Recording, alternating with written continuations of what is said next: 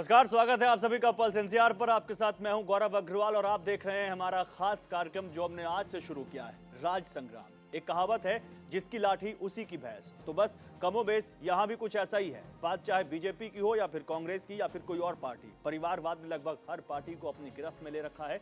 अगले आधे घंटे में हम इसी मुद्दे पर चर्चा करेंगे कि क्या ये विरासत की सियासत है। इस दौरान हमारे साथ चर्चा में मौजूद रहेंगे कुछ खास मेहमान। तो चलिए शुरू करते हैं हमारी खास पेशकश, राज संग्राम।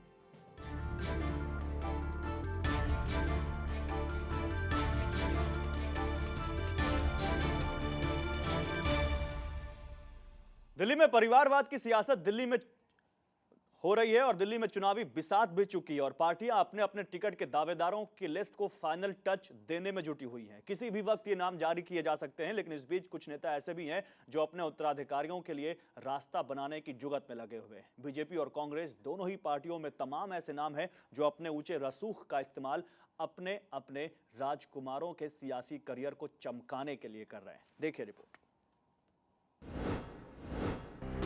कहते हैं राजनीति वो विधा है जिसके जरिए किसी भी मुसीबत का हल ढूंढा जा सकता है। काहे बगा है इसका सबूत अक्सर मिलता रहता है और अभी भी मिल रहा है। तभी तो देखिए ना, दिल्ली में होने वाले विधानसभा चुनाव के लिए बीजेपी और कांग्रेस ने टिकट के दावेदारों के लिए जितने सख्त नियम बनाए हैं, नेता उतनी ही आसानी से उसका तोड़ निकाल रहे हैं। दोनों ही पार्टियों में कुछ ऐसे बड़े नाम हैं जो खुद के साथ अपनों के लिए भी टिकट के जुगाड़ में लगे हैं। बात कांग्रेस की करें तो पश्चिम दिल्ली से सांसद महाबल मिश्र अपने बेटे विनय मिश्रा के लिए द्वारका से टिकट की जुगत में हैं। उधर राज्यसभा सांसद परवेज हाशमी अपने साथ ही अपने बेटे के लिए भी टिकट की लाइन में खड़े हैं। उधर कांग्रेस के मादीपुर से विधायक मालाराम गंगवाल अपने साथ बेटे के लिए भी दावेदारी पेश कर चुके हैं, जबकि कांग्रेस के ही आदर्श नगर से विधायक मंगत राम सिंघल ने अपने बेटे अजय सिंघल के लिए टिकट मांगा है। कुछ हमारे कांग्रेस के विधायक हैं या मेंबर पार्लियामेंट हैं जिनके बच्चे, जिनके बेटे बच्चे साथी बहुत अच्छा काम कर रहे हैं कांग्रेस के लिए। अगर वो डिज़र्व करते हैं, अगर लगता है उन्होंने कांग्रेस के लिए काम किया, डिज़र्विंग है, तो उनको देनी चाहिए। ये मेरी पर्सनल, लेकिन पार्टी की क्या सोच है ये पार्टी डिसाइड करेगी। इलेक्शन कमेटी जो निर्णय देगी वो सबको मान्य होगा। यहाँ हमारे विधायक की अगर जो कोई बेटे हैं, कोई भाई हैं, अगर वो कांग्रेस के लिए कितने सालों से मेहनत कर रहे हैं, कांग्रेस के लिए काम कर रहे हैं, संगठन के लिए काम कर रहे हैं, तो उनका हक बनता है। बट ये डिसाइड जो करेगी ये हमारी इलेक्शन कमेटी और स्क्रीनिंग कमेटी डिसाइड करती है, कांग्रेस आला कमान डिसाइड करती है। और जो भी निर्णय कांग्रेस आला कमान, कांग्रेस हाई कमान या स्क्रीनिंग कमेटी, इलेक्शन कमेटी लेगी, वो सबको मान्य होता है। लेकिन केवल कांग्रेस में ही नहीं, वंशवाद के लिए कांग्रेस को पानी पी पी कर कोसने वाली बीजेपी में भी परिवारवाद की रेलगाड़ी जोरों से दौड़ रही है। पूर्व मुख्यमंत्री से लेकर भावी सीएम तक सभी के राजकुमार टिकट की दौड़ में हैं। जैसे विधानसभा में नेता विपक्ष वीके मल्होत्रा अपने बेटे अजय मल्होत्रा के लिए टिकट का जुगाड़ कर रहे हैं, तो पूर्व मुख्यमंत्री मदन लाल खुराना के पुत्र विमल खुराना भी टिकट की दौड़ में हैं। पूर्व मुख्यमंत्री साहिब सिंह वर्मा के बेटे प्रवेश वर्मा भी टिकट की दावेदारी कर रहे हैं। तो तिलक नगर से विधायक पी बब्बर भी पुत्र राजीव बब्बर के लिए टिकट की जुगत में हैं। उधर बीजेपी के वजीरपुर के विधायक मांगेराम गर्ग भी बेटे सतीश गर्ग के लिए टिकट के जुगाड़ में हैं। प्रिंसिपल मैं इसको गलत मानता हूँ, और लेकिन बहुत स्थानों पर ये भी देखने में आता है कि किसी परिवार का अगर बच्चा वो राजनीति में अच्छा काम कर रहा है तो खाली उसके परिवार में उसके पिता राजनीति में थे, ये भी उसके लिए जो है एक प्रकार से कर्ज नहीं होना चाहिए, यानी कि उसके लिए अभिशाप बन जाए, ये भी बात उचित नहीं है। तो कहीं ना कहीं बैलेंस्ड तरीके से इस विषय को देखना पड़ेगा। अब इसे इन पार्टियों का दोहरा चरित्र कहिए या मजबूरी, एक बात तो तय है, वंशवाद हर पार्टी में है और नेता पुत्रों को चुनाव लड़ने से कोई नहीं रोक सकता। कार्यकर्ता कल भी झंडा उठा रहा था और आज भी उसे झोला झंडा ही उठाना होगा। Bureau report, pulse NCR.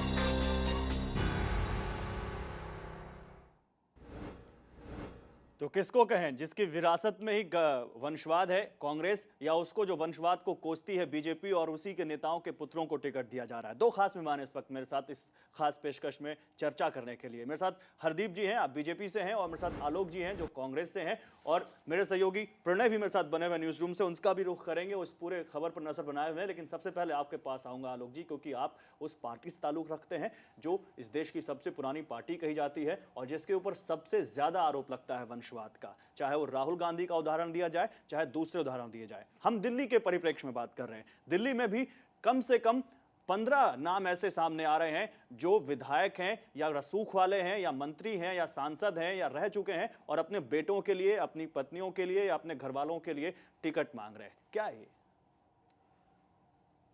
मैं एक बात इसमें बहुत स्पष्ट कर देना चाहता हूं जी। कि किसी भी कैंडिडेट के लिए कांग्रेस पार्टी में ये क्राइटेरिया नहीं है कि अगर वो किसी वंश से आता है तो उसको टिकट मिल जाएगा या किसी वंश से आता है तो उसको टिकट नहीं मिलेगा। जितेंद्र भाई ने भी बात कही कि अगर किसी नेता का पुत्र या उनके परिवार का कोई सदस्य अगर पार्टी के लिए काम कर रहा है लगातार और वो अच्छा काम कर रहा है तो उसको उस काम के आधार पर अगर टिकट मिलता है तो कांग्रेस पार्टी को मैं समझता हूं कहीं उसमें कोई दिक्कत नहीं है।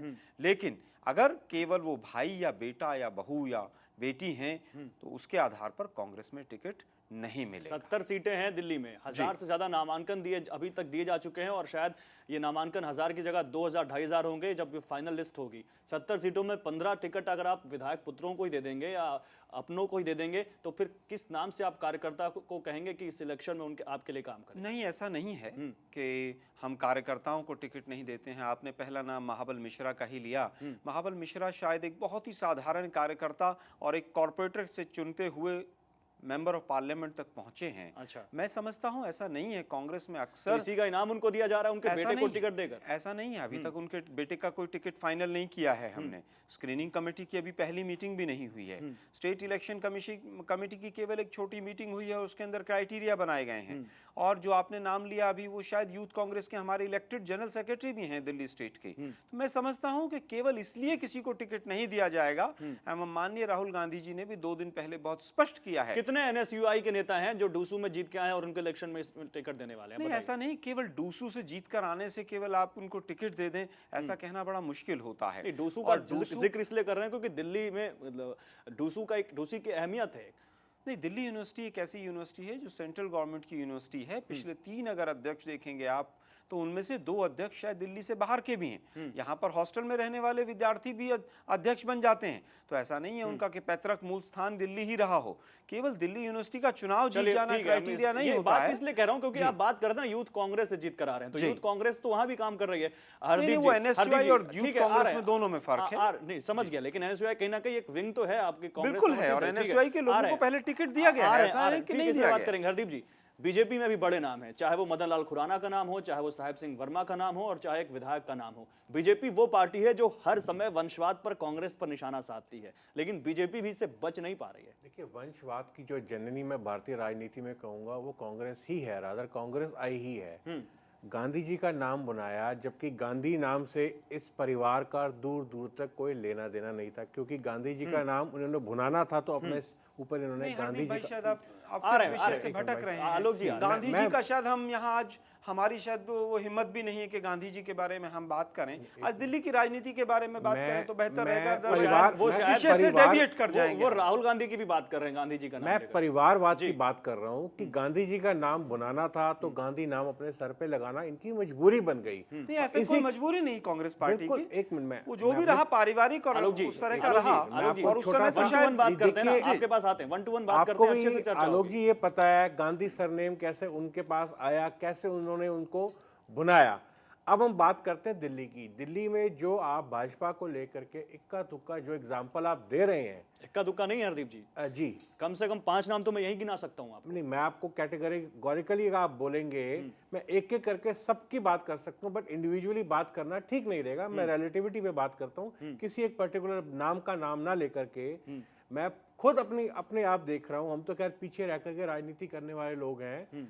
जो जिनका आप नाम ले रहे हैं, ये सब छात्र राजनीति से एक्टिव होकर के 15-16 साल की उम्र से संघ से, एबीवीपी से, उसके बाद प्रदेश में, उसके बाद राष्ट्रीय में, राष्ट्र युवा में, इस सब के अंदर से निकल के आज यहाँ के क्लेमेंट हैं। हम कहें कि पैराशूटिंग है, पैराशूटिंग कभी नहीं हुई। और मैं आप मेरे को एक भी ऐसा क्लेमेंट टिकट का नहीं बता पाएंगे जिसको कि पैराशूट करके देखिए। नहीं, वो तो हम आपको बता देंगे जब टिकट फाइनल हो जाएगा। अभी तो हम बता रहे हैं दावेदारी की। मैं दावेदारी तक ही रहता हूँ। आज दावेदारी की ही स्टेज है, मैं उसी स्टेज पर रहता हूँ। इस स्टेज पर भी पैराशूटिंग बाय डिफॉल्ट नहीं हुई। देखिए, अगर किसी का पिता है तो जैसे डॉक्टर साहब मानिए, डॉक्टर साहब कह रहे हैं, डॉक्टर हर्षवर्धन, तो आज के दिन में उस चीज को हम अभिशाप ना बनाए।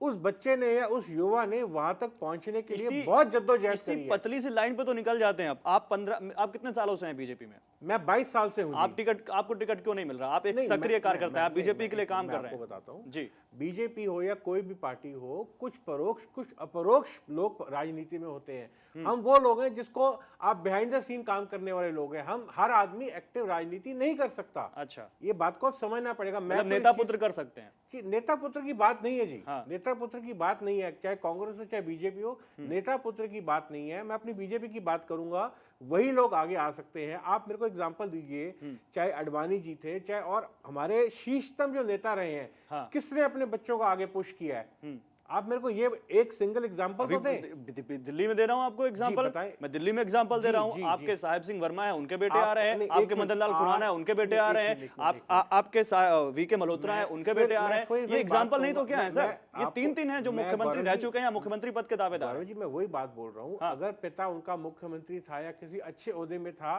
आपको पैरेलल स्टडी ये भी करनी चाहिए कि वो बच्चा कहां से अंदर घुसा हुआ है। मैं वही स्टडी कर रहा हूं। छात्र स्तर, अगर छात्र लेवल से आज अगर उसकी उस क्लेमेंट की, मैं नहीं कहता टिकट मिल गई, क्लेमेंट की उम्र 40 साल है। हाँ। छात्र राजनीति में अगर वो 16, 17 साल या 18 साल से घुसा हुआ है, तो 22, 23 साल का राजनीति। आलोक जी, केवल ये दलीलें देना कि क्योंकि वो मुख्यमंत्री का बेटा है या विधायक का बेटा है या किसी बड़े नाम का बेटा है, इसलिए उसको टिकट नहीं दिया जाना चाहिए, ये सुनने में तो बड़ी अच्छी लगती है। लेकिन अगर आप एक बार अपने दिल पर हाथ रख के बात करें, उस कार्यकर्ता की बात करें जो सालों पार्टी का झोला झंडा उठाता है, और जब उसको उम्मीद होती है उसको टिकट मिलेगी और मिल जाती है किसी नेता बेटे को, तो उस कार्यकर्ता के दिल पर लगती नहीं होगी? नहीं, बिल्कुल मैं इस बात से आपकी से सहमत हूँ। अगर किसी भी दल में इस तरह का कोई काम होता है कि पैराशूट से किसी नेता के पुत्र को अगर उतारा जाएगा, तो इसमें कहीं कोई दो राय नहीं है। स्वाभाविक है कि वहाँ के जो वर्कर हैं, जो कार्यकर्ता हैं उस क्षेत्र के, खास तौर पर उनके दिल को चोट पहुँचती है। और यही इसी चोट की मैं बात कर रहा हूं। प्रणय मेरे साथ हैं। प्रणय आज गए हैं और उन तमाम लोगों से बात करके आए हैं जो कहीं ना कहीं पार्टियों के बड़े नेता कह जाते हैं। प्रणय हर्षवर्धन जी के पास भी गए थे बीजेपी के। प्रणय, ये बताइए, जब आप लोगों के पास गए तो क्या कहा परिवारवाद पर? वही बात जो हमेशा कैमरे के सामने करते हैं, ऑफ द रिकॉर्ड किसी ने कबूला कि हाँ वाकई पार्टी में वंशवाद है?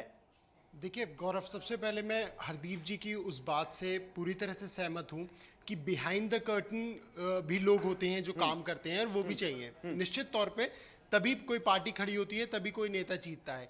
लेकिन अगर कोई विधायक पिछले 4 बार से लगातार जीतता आ रहा है और अब उसके रिटायरमेंट की एज है और उस वक्त पर वो अपने बेटे को प्रोजेक्ट कर देता है, तो ऐसे में कार्यकर्ता क्या करे? क्या निराशा उसके हाथ में नहीं लगेगी कि पिछली 4 बार से, 4 टर्म से वो अपने विधायक का झंडा उठाए हुए है, और जब रिटायरमेंट की बात आती है तब वो अपनी पत्नी, अपनी नाती, अपने पोता या अपने बेटे को आगे प्रोजेक्ट कर देते हैं। ये दिक्कत सिर्फ कांग्रेस में ही नहीं, ये दिक्कत बीजेपी में भी है।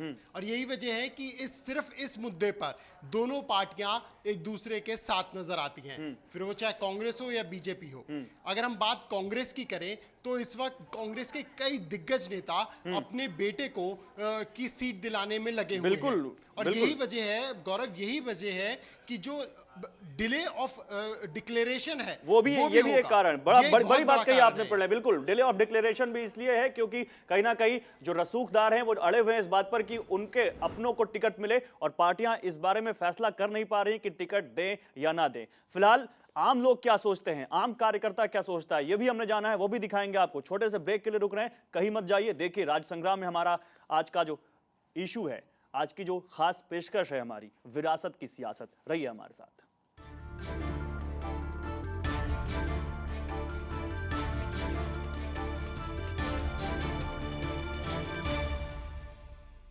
तो विरासत की सियासत की हम बात कर रहे हैं, और दोनों ही पार्टियां, चाहे पार्टी विद डिफरेंस बीजेपी हो या देश की सबसे पुरानी पार्टी कांग्रेस, सबने कहीं ना कहीं इस सियासत में जो विरासत है उसको संभाल के रखा है और विरासत को आगे बढ़ाया है। लेकिन इस बीच वो आम आदमी, वो आम कार्यकर्ता क्या सोचता है जो सालों से इन पार्टियों से जुड़ा है, इनके लिए काम कर रहा है, इनके लिए झंडे उठा रहा है? सुनिए।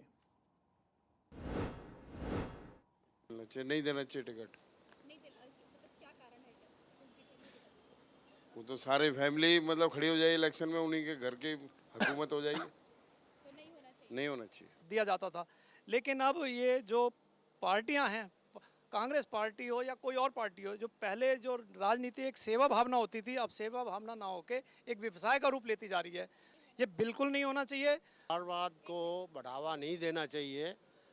इसमें जाने माने व्यक्ति भी आने चाहिए, क्वालिफाइड पर्सन्स आने चाहिए, ताकि वो कंट्री का कुछ उद्धार भी कर पाएँ। परिवारवाद को टिकट जरूर मिलना चाहिए। अगर परिवार का उनके जो है भतीजा है या बच्चा है उसको अफोर्ड करते हैं वो राजनीति में, तो उनको जरूर टिकट मिलना चाहिए। अगर वो राजनीति में नहीं है तो उनको टिकट बिल्कुल नहीं मिलना चाहिए। कोई जो जमीन से जुड़ा हुआ आदमी है टिकट उसको मिलना चाहिए, ना कि किसी परिवारवाद को। मैं परिवारवाद के खिलाफ नहीं है, लेकिन वो उसका दावेदार हो, वो डजब या जो मेहनत करता हो, टिकट उसको मिलना चाहिए। अगर उनमें कोई कैंडिडेट जीतने वाला है तो उस पर गौर किया जाएगा और उसको टिकट दिया भी जाएगा। और कांग्रेस में ऐसी कोई बात नहीं है कि जो परिवारवाद की बातें हैं, जो हमारे कार्यकर्ता हैं उन्हीं को टिकट दिया जा रहा है। ऐसे लोगों को बिल्कुल नहीं मिलना चाहिए। उन लोगों को मिलना चाहिए जो ज़मीन से जुड़े हुए हैं, कांग्रेस के लिए अपनी पूरी लाइफ ख़त्म किए हुए हैं। और जो बाप एमएलए, फिर बेटा एमएलए, बाप एमपी, बेटा एमएलए, ये बिल्कुल गलत है। आलोक जी पहचान रहे होंगे, पीछे जेपी अग्रवाल की फोटो थी, कांग्रेस का दफ्तर था, कांग्रेस का आम कार्यकर्ता था। वो खुद कह रहा है कि नहीं मिलना चाहिए ऐसे लोगों को, बाप एमएलए, बेटा एमएलए, बाप एमपी, बेटा एमपी। वाकई ये हो रहा है और कार्यकर्ता कितना दुखी देखा आपने, कार्यकर्ता का मनोबल टूट रहा है इससे। मैं कांग्रेस के जो भी अभी हमारे साथी मीडिया पर दिखाई दिए आपकी स्क्रीनिंग के ऊपर, मैं उनकी भावनाओं से सहमत हूँ कि अगर परिवार से बेटा या भाई कोई भी सक्रिय कांग्रेस के अंदर रहा है और उसकी अपनी इंडिविजुअल आइडेंटिटी है, उसने काम किया है पार्टी के लिए, तो मैं समझता हूं कि केवल बेटा या भाई होना उसके लिए अभिशाप नहीं होना चाहिए। लेकिन केवल किसी पार्टी के लीडर का बेटा होना, भाई होना, अगर केवल उस आधार पर दिया जाता है तो मैं उस बात से असहमत हूं। ठीक है। और कांग्रेस पार्टी में तो समझता क्या हूं इसका स्क्रीनिंग के बाद ऐसा करेगी। हरदीप जी, कांग्रेस नहीं बीजेपी में भी यही हो रहा है। हरदीप जी आप बात कर रहे हैं कि ये लोग नीचे जमीन से काम करके आ रहे हैं। कितने नेता पुत्र हैं जो पार्षद का चुनाव लड़के आ रहे हैं, जितने 5 नाम मैंने आपको बताया, कितने एमसीडी के इलेक्शन लड़के आ रहे हैं और कितने हैं जिन्होंने वहां ग्राउंड पे काम करके फिर आप यहाँ आ रहे हैं। पार्षदों में से कितनों को टिकट आप काट रहे हैं? तो है भी नहीं, मेरे ख्याल 2 या 3 ही नाम है जो एक्चुअल में नाम इनटू कंसिडरेशन है। और वो जो तीनों नाम, तो आपने खुलासा कर दिया। नहीं, खुलासा ही मान लें आप। 2 या 3 जो नाम हैं आज के दिन में आप उनको देखिए, ड्यू डेलिब्रेशन के साथ वो नीचे से उठकर आए हैं। मैं फिर नाम लेना ठीक नहीं रहेगा, नहीं मत लीजिए ना, फेवरिज्म लेकिन कहलाएगी। पार्षद बन के फिर उसके बाद आपकी पार्टी लेवल पर, संगठन के स्तर पर कुछ नीचे से काम करके फिर आए ना। बाकायदा मैं वही कह रहा हूँ, छात्र राजनीति से मैं नाम बिन नहीं लेना चाहूंगा। 15-15, 16 साल मैं नहीं लूंगा बिल्कुल। वो फिर मेरे पे फेवरिज्म का आरोप आएगा, वो मैं नहीं करना चाहता इस टाइम। आप एक बात को समझिए, हर चीज का इशारा बन जाएगा। नहीं, हम तो नाम ले रहे हैं। आप लीजिए, मैं लूंगा तो फेवरिज्म का मेरे पे इशारा आता है। ये बात तो मैं देख रहा हूँ गौरव जी, मैं देख रहा हूँ 16 साल से 17 साल से जेन्युइनली वो लोग मशक्कत कर रहे हैं, कार्यकर्ताओं के साथ मोढे से मोढा मिला के वो काम कर रहे हैं। ऐसा नहीं है कि आप कहेंगे कि उन्होंने काम नहीं किया।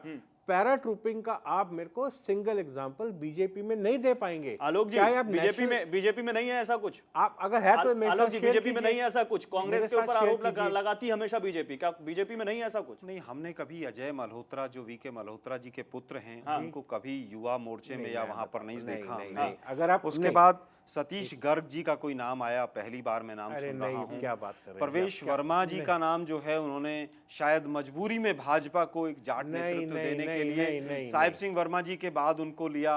साहिब सिंह वर्मा जी जब तक थे, शायद मैं समझता हूँ प्रवेश वर्मा जी का कहीं आप जो नाम गिना रहे हैं, अगर मैं भी यहाँ पर बैठा हूँ तो किसी औहदे के कारण ही बैठा हूँ, किसी एक कंस्टिट्यूएंट के कारण। आप बीजेपी के जिम्मेदार नेता हैं। और मैं अगर आपसे ये बात मैं क्लेम कर रहा हूँ और ठोक के बोल रहा हूँ कि इन सबको, ये सब मेरे सामने आरोप तो लगेगा ना हरदीप जी। आप कितना भी सीना ठोक कर कहिए, पार्टी ये कहेगी कि ये नेता कहाँ थे, अभी क्यों आ गए, पहले क्या ही। देखिए, मैंने इसमें राजीव बब्बर जी का नाम नहीं लिया, वो स्वाभाविक है, वो काम कर रहे थे जी, उसमें मैंने देखा उनको। ये तो इनकी साहब को ये मान रहे हैं इस बात। मैं वही तो कह रहा हूं, काम कर रहे थे, वो चाहे बेटा पुत्र हो किसी के, अगर वो काम कर रहे हैं तो आना चाहिए। मैं आज भी आपको चैलेंज देकर के जा रहा हूं, और मैं बिल्कुल देकर के जा रहा हूं लाइव टेलीविजन के ऊपर। अगर आपको लगता है कि कोई आदमी, हम फिर इसी बात पे बैठेंगे हरदीप जी और आपसे बात करेंगे कि ये कहां थे, किस पैसे टिकट मिल गया। लेकिन आपके पास आ रहा हूं आलोक जी, कांग्रेस पे तो बड़े आरोप हैं। एक बीजेपी में 5 हैं, कांग्रेस में 15 हैं, और 15 ऐसे हैं जिनके ऊपर बीजेपी तो कह रही है कि ये तो कहीं थे ही नहीं। और जैसे आप कह रहे हैं ना कि सतीश गर्ग का नाम नहीं सुना, वैसे ये भी कह रहे हैं कि तमाम ऐसे सतीश गर्ग पड़े हैं कांग्रेस में। देखिए, अगर कोई ऐसा नाम है जो नाम मैं गिनाऊं आपको? नहीं, मैं सतीश गर्ग छात्र राजनीति से निकल के आए हैं, मेरे को नाम नहीं लेना चाहिए, मगर फिर भी आपसे सामने ले रहा हूं। अगर वो हमारे यहाँ पर पार्टी में कोई ऐसे नेता पुत्र या भाई आ रहे हैं जो संगठन में जिन्होंने काम नहीं किया है, पार्टी के लिए काम नहीं किया है, मैं आपको भरोसा दिलाता हूं, एवं माननीय राहुल गांधी जी ने भी कहा है कि ऐसे लोगों को हम टिकट नहीं देंगे। राहुल गांधी जी ने दल बदलुओं के लिए भी स्पष्ट लाइन खींच दी है कि जो लोग दल बदल के हमारे यहाँ पर आते हैं, इसीलिए राहुल गांधी जी फॉर्म भरवा रहे हैं, इसलिए एक घर से 5-5 फॉर्म भरे जा रहे हैं। फॉर्म भरना देखिए सबका अधिकार है, बाप का फॉर्म भरा जा रहा है, मम्मी का फॉर्म भरा जा रहा है, बहन का फॉर्म भरा जा रहा है। फॉर्म भरना सबका अधिकार, बहू का भी फॉर्म भरना अधिकार है। फॉर्म भरा है, किसी को टिकट तो नहीं दिया है। अभी स्क्रीनिंग भी होंगी, स्क्रीनिंग की भी 5-5, 6-6 बैठकें होंगी और पूरा आकलन किया जाएगा कि कौन डिजर्विंग कैंडिडेट है, कौन नहीं है। यहाँ पर दोनों पार्टियां सामने आ रही हैं इस बात से कि नहीं है, कुछ सब कुछ फेयर है। वाकई सब कुछ फेयर है, या ये केवल क्योंकि कह नहीं सकते, पार्टी का प्रेशर है, इसके लिए है ये सब है? वाकई बताइए हमारे दर्शकों को सच्चाई क्या है? देखिए, निश्चित तौर पर प्रेशर दोनों पर ही है, चाहे वो कांग्रेस पार्टी हो या बीजेपी पार्टी हो। दोनों पार्टियों में ना सिर्फ अगर हम बात करें रिश्तेदारों को बढ़ावा दिया गया है, बल्कि कई सीटों पर इतनी ज़्यादा अगर हम बात करें कंपटीशन है कि वहाँ पर सिटिंग एमएलए तक की सीट कट सकती है, सिर्फ इस वजह से कि उनके रिश्तेदार या उनके बेटों को वहाँ से विधायक का चुनाव लड़ना है। तो इस तरह से आप समझ सकते हैं कि कितना ज़्यादा प्रेशर जो इलेक्शन कमेटी है उस पर इस वक्त बना हुआ है कि किस तरह से जो रिश्तेदारों के टिकट हैं उन्हें बंटना है। एक सबसे बड़ी बात ये भी सामने आती है कि लगातार बीजेपी 15 साल से सत्ता में नहीं आई है, तो इस बार बीजेपी काफी फूक फूक कर कदम रख रही है। वो ये नहीं चाहती कि लगातार कार्यकर्ता रूठ जाए, और जो पार्टी में फूट हो जाए। बिल्कुल, जो पार्टी में इसलिए बीजेपी फूक फूक के कदम रख रही है, लेकिन सत्ता में जो पार्टी है उसके तो बड़ी लंबी लिस्ट है। खैर, बहुत शुक्रिया आपका प्रणय।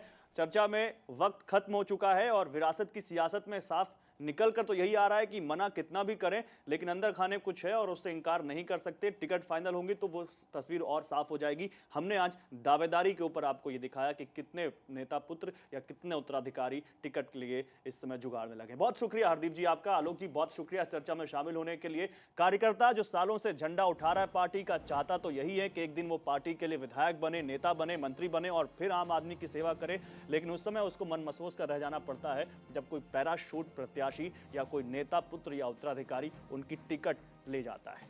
उम्मीद तो यही है कि पार्टियां जो कहती हैं वो करेंगी और जब टिकट की लिस्ट आएगी उसमें कुछ दिखेगा ऐसा कि वाकई नेता पुत्रों के अलावा कार्यकर्ताओं को भी टिकट मिली है। आज राज संग्राम की इस खास पेशकश में बस इतना ही।